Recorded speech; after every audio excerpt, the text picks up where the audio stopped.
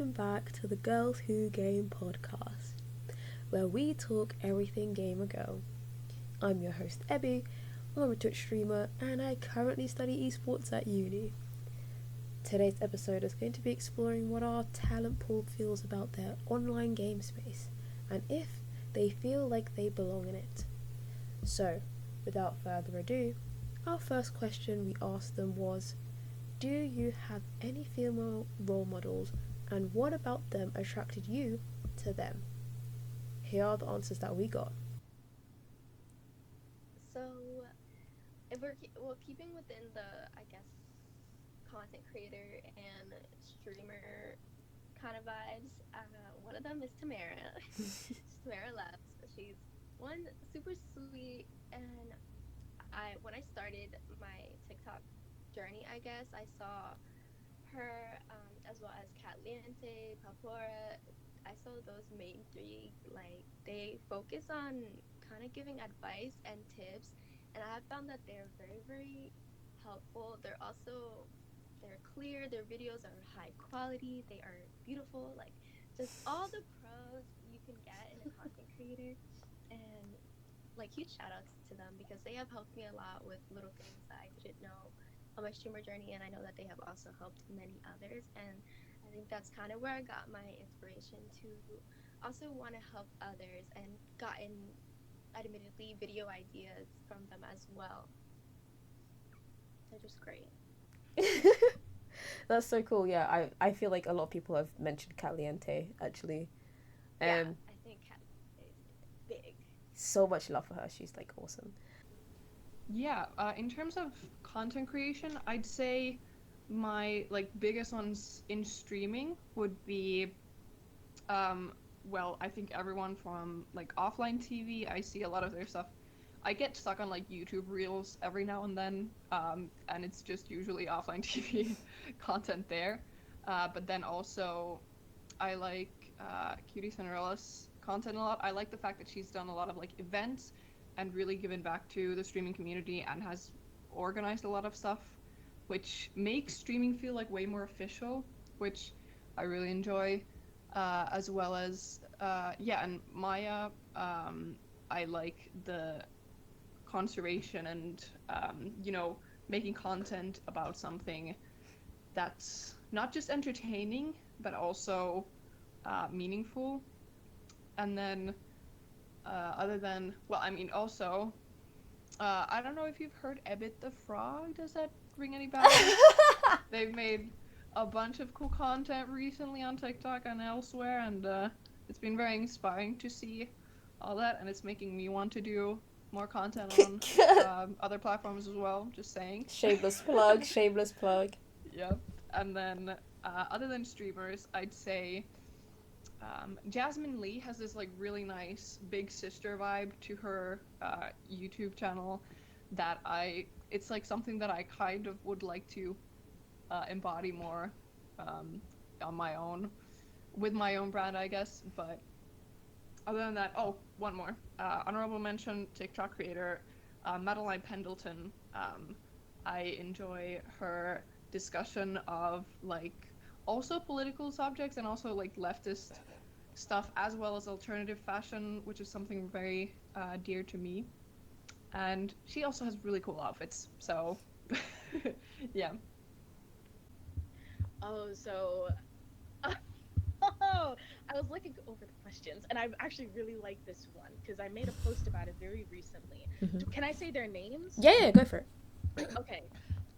Sierra Tonin, almost like serotonin, but Sierra. Mm-hmm. Kiwi on the Sticks, Christology, Mm-hmm. and Danielle Lowell. And the main commonality between those women is that they're all people of color, Mm-hmm.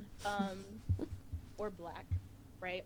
And the reason why I'm attracted to their content is because they don't let the standard of, I hate to phrase it like this, but the standard of the white man get to them and affect how they make content.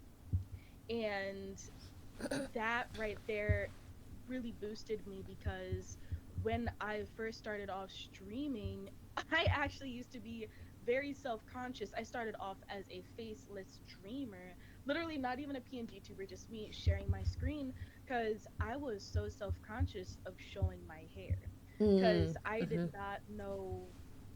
I didn't even know Big Creator yet. I didn't know like any black streamers other than like Tyson at, but I didn't really view him as a role model. I was looking for specifically black women. Yeah. And when I got into Twitter, I started seeing them pop up on my pages and I was like, they are so cool. They don't just sit in front of a camera and record. They add special effects, they add emotion.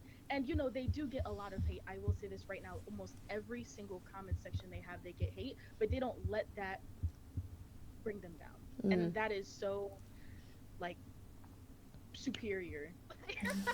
I don't know. It just really boosted my confidence. And knowing that one of my role models, which is Kiwi on the Sticks, noticed me and followed me, I think that just like Whoa. Yeah. it really motivated me like crazy.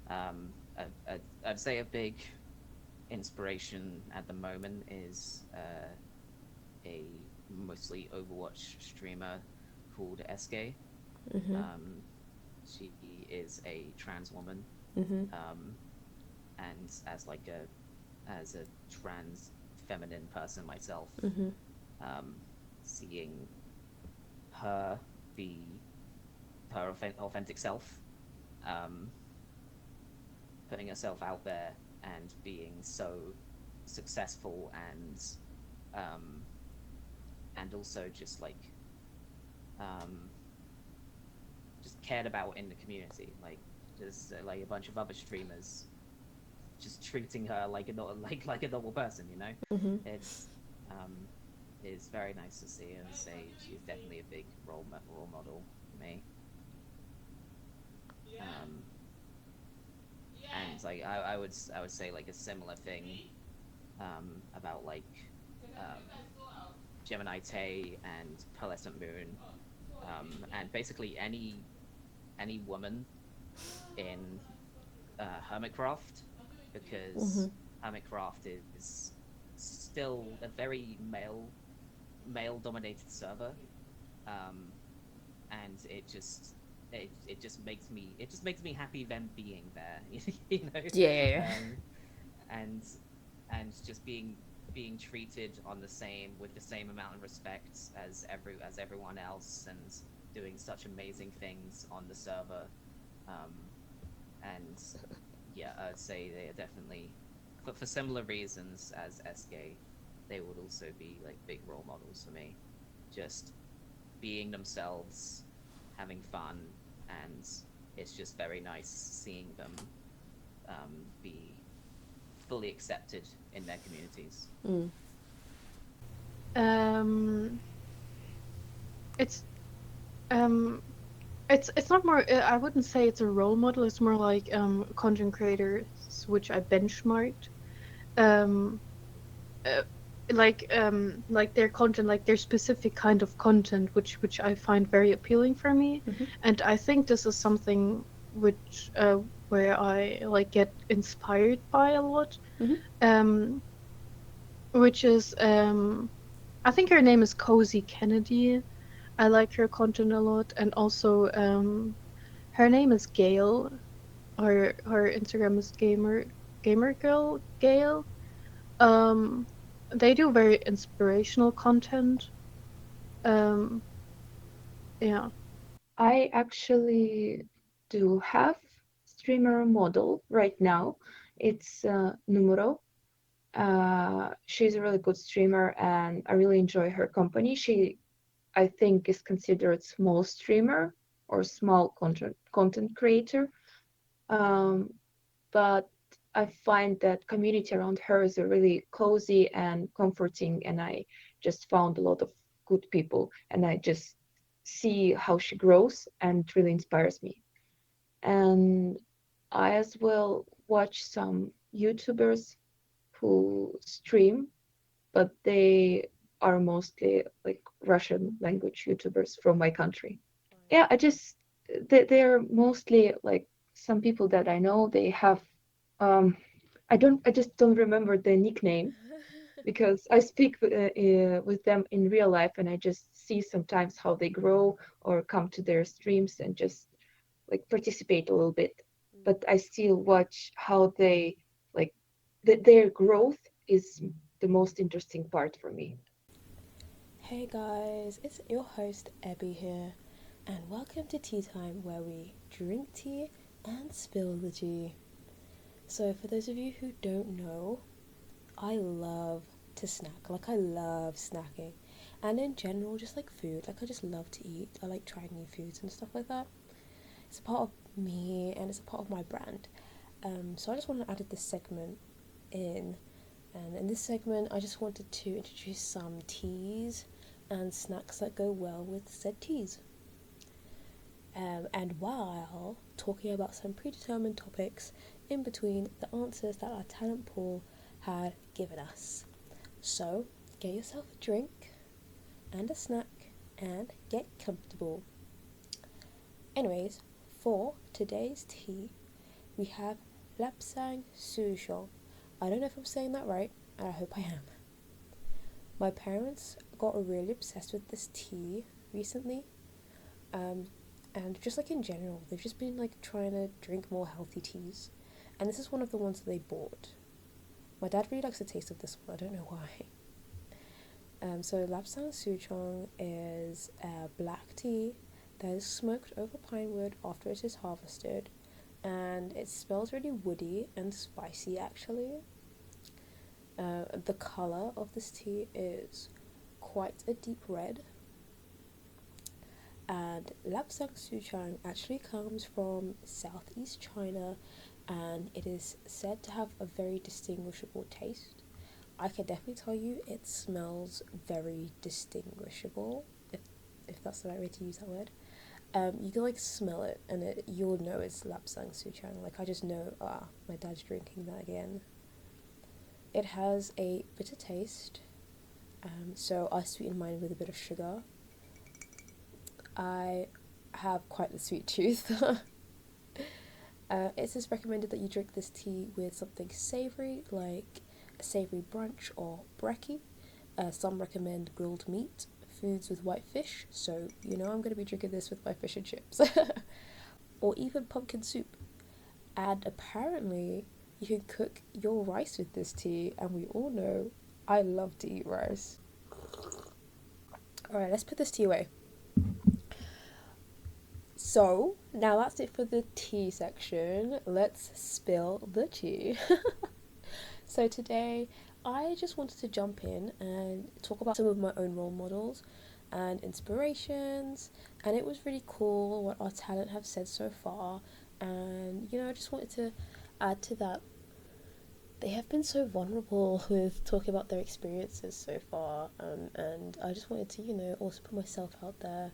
I don't know, I just felt like I wanted to add a little bit of my 2 cents. They've been so vulnerable, so I can also be vulnerable as the host.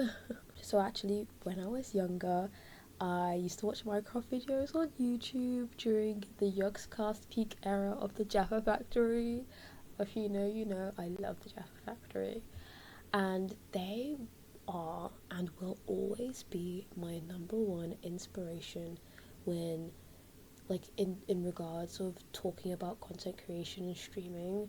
Honestly, I didn't know what streaming was until I encountered them and had been watching them quite regularly.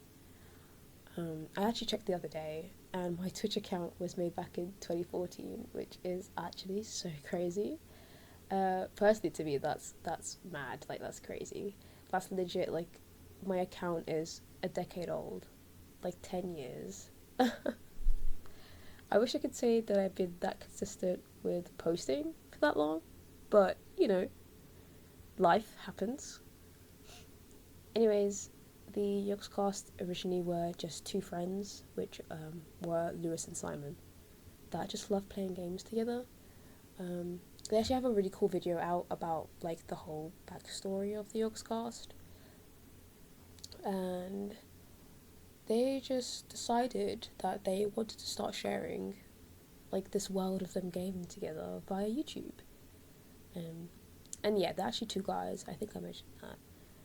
And they're also British, which I find really, really cool, because I sometimes like to check who I'm following, or check who I'm watching, and being active with, and there's a lot of Americans, and I just sometimes, like, being a British person, I sometimes want to see some more Brits. They're actually based in Bristol, and we all love Bristol here. But specifically speaking of female role models, especially from the Yogs cast, when I found Kim, you don't understand, I was so excited. She was the first woman that I personally saw in the Yogs cast, and she was able to, gain a really good following. I remember her working with Yogs cast Duncan, and they were just a super funny duo. I don't think she is a content creator anymore. I think she edits videos now, and she's also like a D&D high roller. I'm not too sure, but I really loved how she was able to stand on par with these other men, especially with Duncan, and create compelling storylines. Oh, by the way, Duncan is actually like one of the main, like what I consider the main of the Oz cast. So you have Simon and Lewis, who were the original two, and then Duncan is like one of the, original guys. So I think that's really cool that she was able to keep up with Duncan. And she, like I said, she's great at creating compelling storylines with both Duncan. So her and Duncan had like a joint storyline, and then she had one by herself. So yeah, a lot of love for both of them. Kim is amazing. They will always keep me pushing towards my goal of making a company like theirs, the Yogs cast, honestly. Now, fast forward like 10 years, and we're in the present, good old 2024. I still love the Yogs cast, I do, but as I have grown up, my style and preferences, and all that kind of stuff has all just changed. I, on Twitch, used to be called Weetabix, and before that maybe Bugs Bunny 113. Definitely Bugs Bunny 113 on YouTube. Yeah, we'll get on to that. But now I am Ebby the Frog. Hey, I think I agree with Nu when she said that she doesn't really have any role models per se. I personally have some inspirations more than anything, but I think I'll also give benchmarking a shot as well, because that was really interesting when she said that, of people that I enjoy their kind of content and sort of kind of want to produce that kind of vibe as well. And now that I have been able to get over my fear of networking, I have been able to talk to and find some new inspirations. So Nu and Tamara are definitely inspos of mine as well. And I swear I'm not copying anyone's answers, like genuinely, those two are awesome. They are really cool, even though their work is completely different from each other. I just really like their vibes. I also want to mention Sydney from Offline TV. She goes by Sidian. I think I said that right. She's also half Asian and half black, which I think just is really awesome.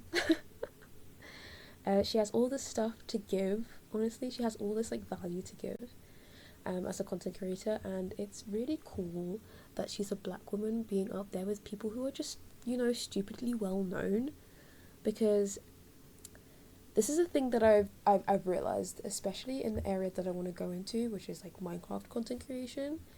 I have yet to see a black woman, or do you know what? Actually, in fact, a black person being a well-known Minecraft creator. Now, I could be wrong.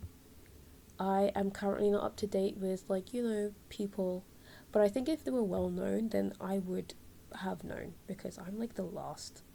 I'm like, I'm quite, when it comes to like news and stuff, I'm quite like, I'm like the last person to know. So I think if I know, then, you've made it. But I do know that, and I'm just listing off like British Minecrafters, because I'm a black British Minecraft creator. So these are the kind of people that I want to be up top with. So people like Tommy Innit, Tobbo, Gucky, Amesy, so their kind of friend group are very well known, and it would be cool if we could add like a black woman, aka myself, and let other black girlies know that yeah, they can do it too. Like, you guys could definitely do it, you know? Well, that's something that I definitely wanted when I was younger, because I definitely saw like a lot of, you know, white men and a lot of light-skinned people. So Kim is Asian, she's very light-skinned, and I'm someone who kind of needs a structure, and then boom, easily I can understand what needs to be done and how.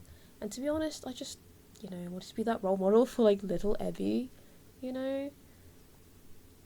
And just like seeing these people inspired me to create a community where, especially with watching the Yogscast, I really, really wanted to.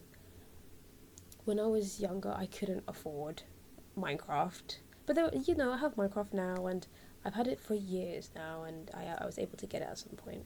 But I couldn't get Minecraft when I was younger, and it was really amazing. Like, just being able to, you know, to watch through them and kind of make memories with them and feel like you're a part of them, and they were really funny. And I just want to bring that to other people. And I know that games can be really accessible now, but sometimes having those people to play with or having those people to watch just makes it 10 times more fun. I always wished I had friends to play with when I was younger. I didn't really have that kind of those kind of friends who played games like that, or well, played games openly like that.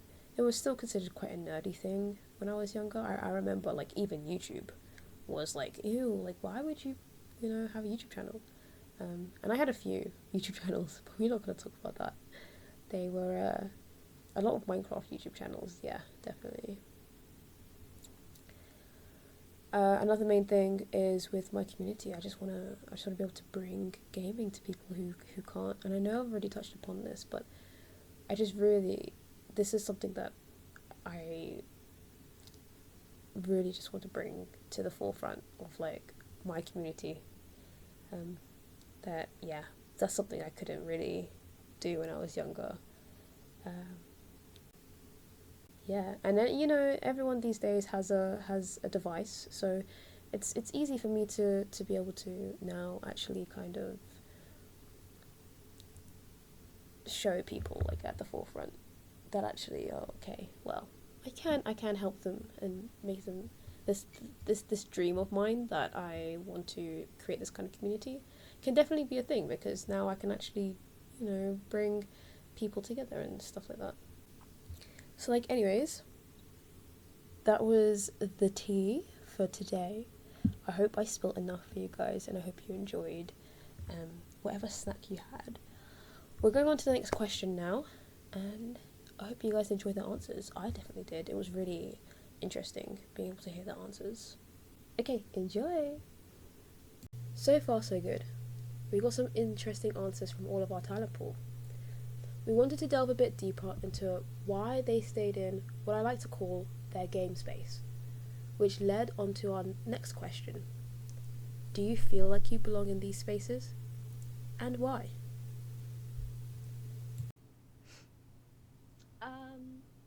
I feel like I do belong. I think before, maybe like not, like I used to play, like I mentioned, I used to play like FPS games. I feel like in those, I felt a little more scared, and like I didn't belong because it's very male dominated.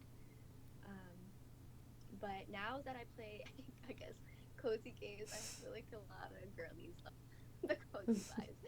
And then like I play adventure and horror games, but I have met mostly girlies to play with.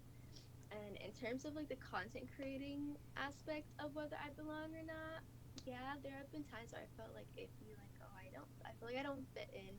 But after really putting in the work, I feel like I deserve to be here because I put in that dedication to get to where I am. And I think as well as many other women who put in this work, it shouldn't matter that we are not a cis male, playing video games. We deserve the recognition for everything that we do and, streaming. And I try to keep a positive take on it, like, yes, I'm here doing this, you know. So you actually mentioned that you felt a bit like more nervous in FPS games. Is there a reason why? Like, what was it that you were afraid was going to happen to you? So growing up, I actually played those games. So I probably shouldn't have played them at a young age, but I was. And let's say I was like 12 maybe, and just like the whole environment is toxic in general. Like if you're playing like COD, Valorant, like any of those games, they're just like rude for absolutely no reason. And I find that if you are non-male, if your voice sounds feminine, they are going to like bombard you and just start yelling at you for literally no reason. You can be great at the game, you could get more kills than them, and they'll still trash talk you just for being a woman. And they throw out the same sexist quote unquote jokes at you for no reason. And so I find like I kind of lost interest in that genre of games, which used to be my favorite, but as I got older, I definitely was like, this is not worth my time. And then also seeing other creators who play games like this, like there have been times where I've wanted to get back into it. I've wanted to play like Valorant, and I'm just like, I'm too scared to play alone because I don't want these people to come at me just because I'm a girl learning the game and be like, oh, you're trash. Get back to the kitchen. You know how it goes? Yeah. It's not worth it for me. And I mean, obviously, I feel like I shouldn't have to feel that way, but it's also like, I'm not bothered with this toxic energy. It's not worth my good energy that I try to keep. You know what I mean? Yeah.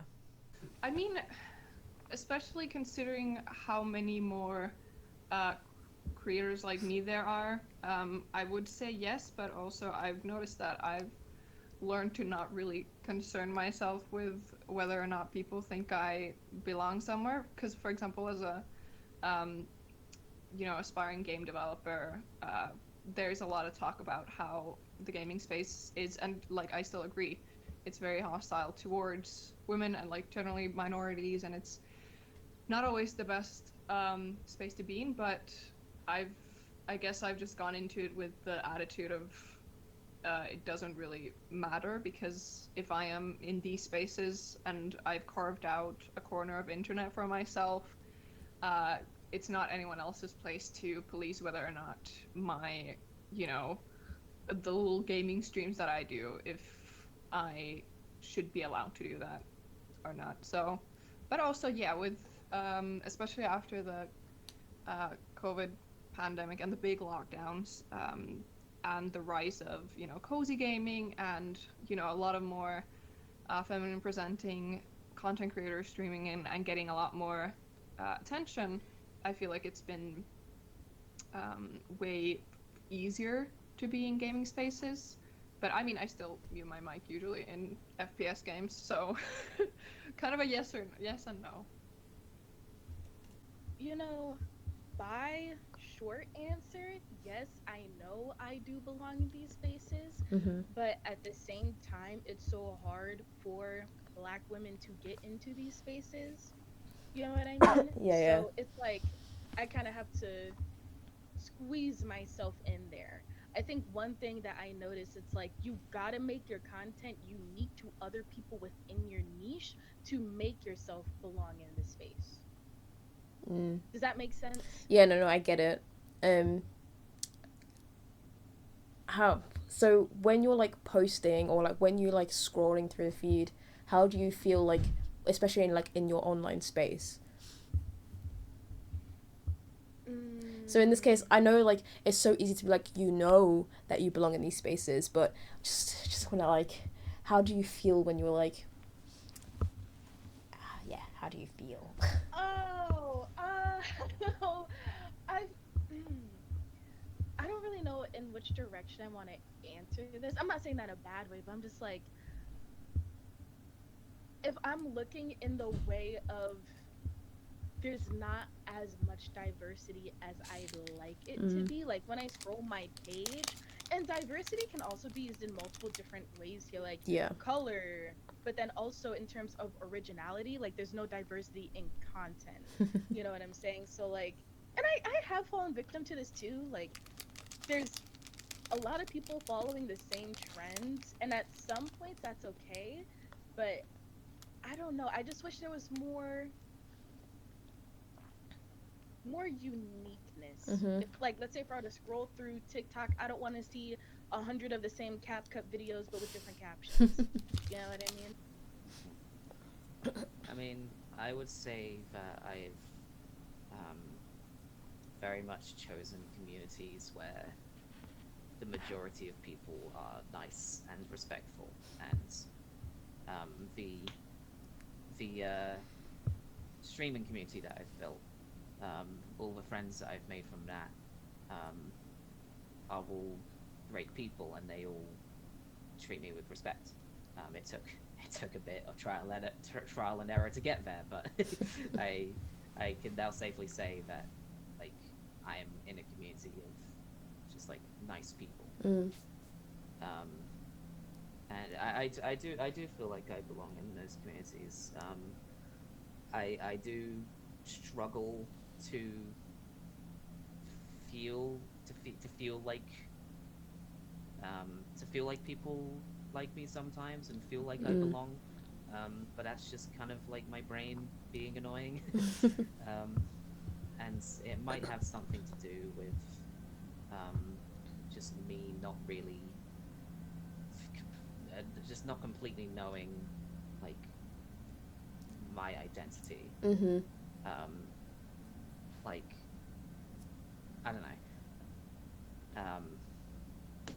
There's definitely a lot of confusion overall in my life about like who I am, what I should be doing, who I should be hanging out with, that sort of thing. Yeah. But I do, when my brain isn't being annoying, I do feel like I belong in the communities that I've chosen. I think it's about the feeling you create. Let's say Apex, like if you take the FPS games for example, which is very fast paced, not really cozy or calming, but my brain is satisfied by this.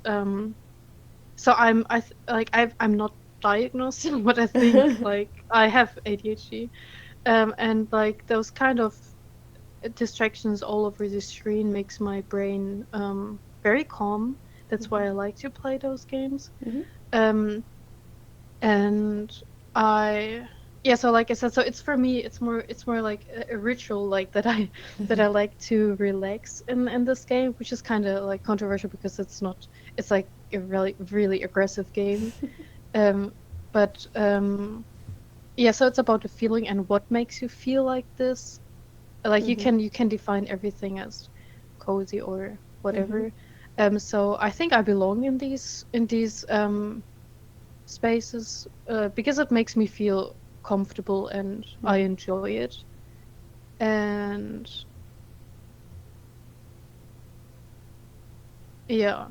I feel comfortable with it. That's why I belong in there.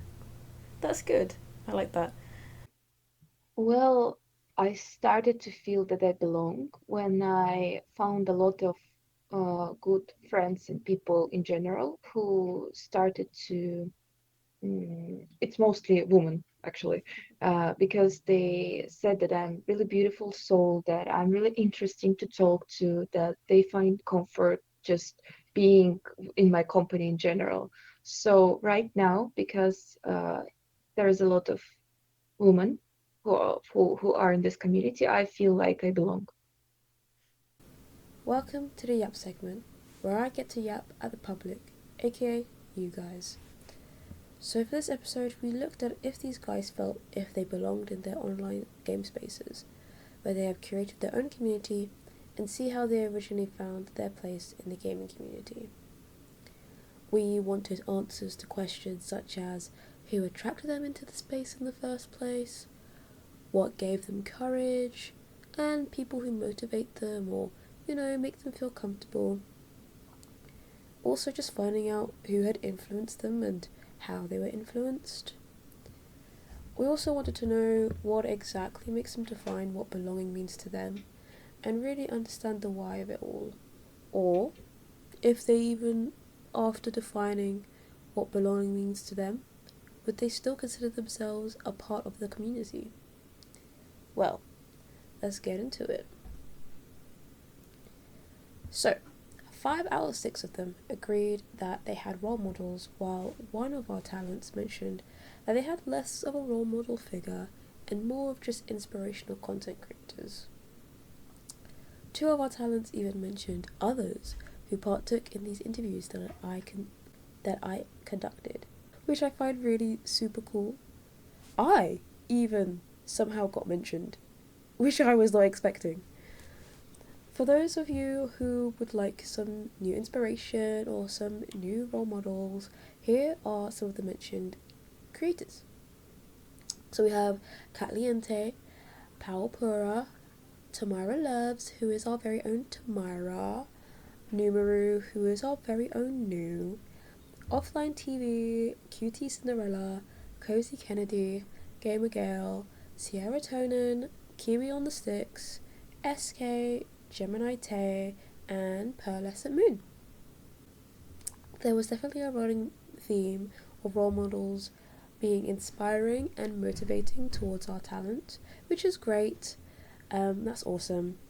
Another thing is that many people seek role models as proof that they themselves could also succeed. For example, Tamara mentioned role models that had made it within the game industry as black women, as, she also is. So, if her role models could do it, then she could definitely do it. Astra mentioned that her role models were very clear and were helpful for growing her own brand and community. She originally got inspiration to become the kind of content creator she is today. And that's one that helps others on their own content creator journey. So we can see here that those who inspire our talents can even influence them on what kind of content that they put out and what they want to surround themselves in. And lastly, another theme that was apparent was the fact that many of our talents seeked out other creators who made them feel comfortable, either physically, mentally, within their identity, and other such things. This kind of it ties in with our previous point of, being inspired and by their own content creators, and especially where I mentioned earlier that Tamara was looking for other people that looked like her, that already succeeded in the space that she wants to be in. So, moving on to how a talent feels like within their game space. All but one actually agreed with the statement, I feel like I belong. And although one of our talents knows she belongs where she is, it seemed quite hard for her to agree with this statement that she felt like she belongs there. Now, this is completely fine. There is nothing wrong with that, and feeling like this is completely valid, but I just want to explore this a bit more. Now, although she knew she belonged, she mentioned a few other things that really stood out to me. She felt like that for black women like her to even get into a space, she used this word squeezed, which made it seem like there is no space left for black women, and that the only thing that they could take is what's been left, so any scraps of the community that they can get their hands on. Also, she wanted diversity in the spaces that she's in, and in this case, diversity to her meant as in like gender and race, but also in the type of content that she sees from similar creators to herself. Now, apart from that, the rest of them agreed that they do indeed belong in their own game space. And there were 3 main spaces that I realised came up. So that was gaming, content creation, and friendship. Starting off with the gaming space, some key themes that presented themselves out of our conversations were that while being within a space like the FPS gaming community, most of our talents were uncomfortable and didn't feel like they belonged. And even during the COVID era, where many people turned to gaming, some of our talents still feel like they have to mute their mics in gaming lobbies. It seems like there is something deterring them away from the FPS spaces or making them feel uncomfortable.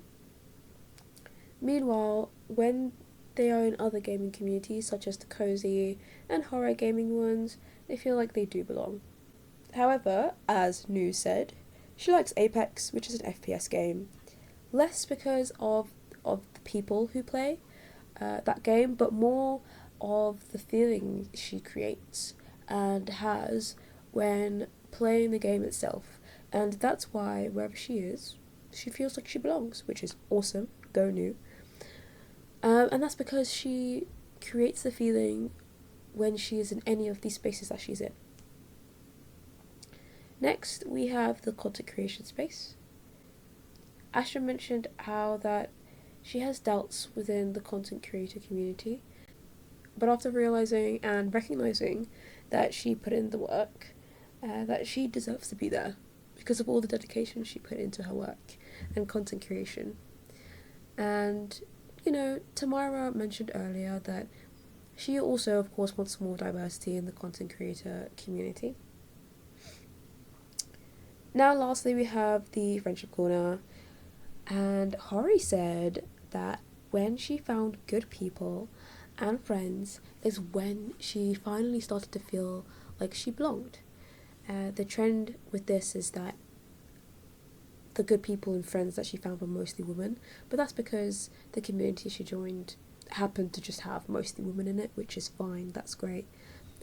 And the reason why they became friends is actually because they complemented more than just her outward appearance, but rather things like her beautiful soul, or that she herself was an interesting person to talk to, and this made her feel comfortable and safe. And while we were talking to Tooz, they said that they chose communities that specifically people were nice and respectful in, and it took some trial and error to get to where they are right now, but they do believe and they currently feel like they belong, which is yay, another win. And they do sometimes struggle with the feeling of not belonging, but they said that this could be due to them not really knowing their identity, which is another factor that we should definitely look into. But majority of the time, they feel and understand that they do. Anyways, yap over. That's it for this episode. We'll see you guys in the next one, where we're going to be talking about if our talent pool actually have challenges in the streaming world as women and non-men. So, I hope to see you there.